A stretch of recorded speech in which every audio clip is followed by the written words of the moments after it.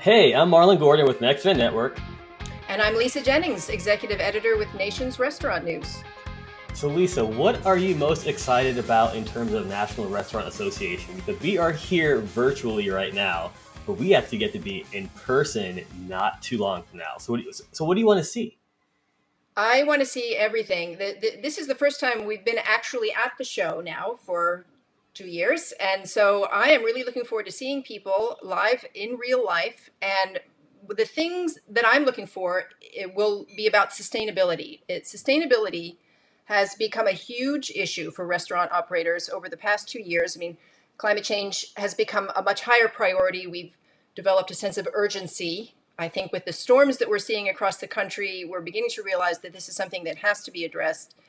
Companies are looking at reducing their emissions, lightening their footprints on the planet, and the restaurant industry will play a key role in this. And so, over the past 2 years, we've seen a real rise in off-premise sales, and that means packaging, to-go packaging. There's been this mountain of packaging waste that's growing and continuing to grow, piling up in landfills, ending up as litter, ending up in the ocean. There's no recycling our way out of this problem. And so I think restaurant operators are going to come to the show looking for solutions about this and about reducing their carbon footprint. I think that's going to be a key issue. And you would say this is increasingly more important now because of the pandemic, correct? Absolutely. I mean, it's really because of the pandemic that we've seen this, this turn to off-premise and this packaging waste grow.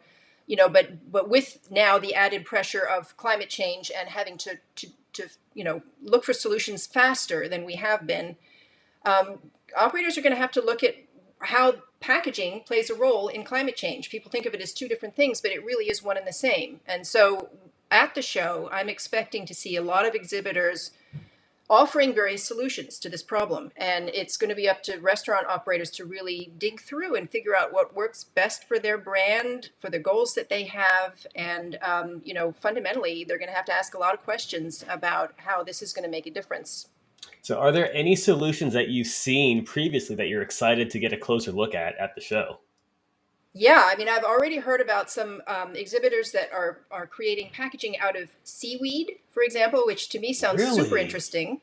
They're making packaging out of all kinds of things now that hopefully will be compostable. Now we need to develop an infrastructure that supports that composting, but the fact that the technology is getting to the point where we will hopefully see alternatives to plastic or even alternatives to disposables, that we're going to see people moving away from things that we just use once for a second and throw away.